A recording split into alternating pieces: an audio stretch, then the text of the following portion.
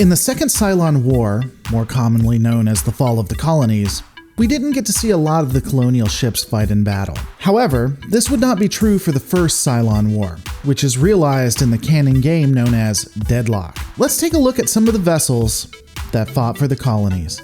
The First Cylon War was something that the Colonials were not prepared for. For some unknown reason, the servants of humanity would turn against their masters, seemingly out of nowhere. The need to utilize whatever resources that were available would be critical to the Colonial war machine. Due to this, the Celestria support class found its way into active service for the fleet. Modified from its original design as a civilian research ship, it was given the ability to rearm military ships all around it. Additionally, the vessel would be able to add armor to a ship during combat.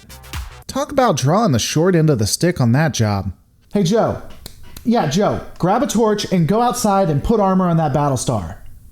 I didn't ask you if they were in a fight with two base stars. Just go do it, man. My God, for the Horde. The vessel would have no weapons or defensive systems to speak of, the entirety of the ship being utilized as a support for other vessels. The Manticore Corvette was one of the few vessels that didn't have a similar design to larger Battlestars. The ship would be used largely for scouting as well as hit-and-run tactics. The standard Corvette has a 4-cannon with 2 aft turrets, giving it the ability to fire while being pursued. It additionally has 1 silo to fire various types of missiles. The Adamant class would be one of the first vessels to look like what Colonial designs are most known for. The ship, designed by Sonoa Quaid 10 years before the actual war, is designated as an escort class. The armaments of the vessel allow for a broadside from either the port or starboard sides. Additionally, the ship would have heavy turrets located in the fore, dorsal, and on the ship's lower side. It also has the ability to launch Vipers, being able to carry 1 squadron, extending the range of the vessel. The Minotaur Gunship would be one of the few vessels to focus primarily on heavy gunfire. The ship would have the ability to fire both above and below it. The vessel would be compact, allowing it to have as many guns that can possibly be had for its design. For some reason, the class would have a diminished marine complement, making it easier to board and capture than other Colonial equivalent ships. The vessel has heavy turret emplacements, fore, aft, port, and on the starboard. Additionally, heavy turrets would be placed on the bottom of the ship. Light turrets are also on the upper side of the ship, allowing for a broadside against enemy vessels. It was also designed at Arelon. Arelon, the porous colony that was known for its agriculture and was always being stepped on by the other colonies.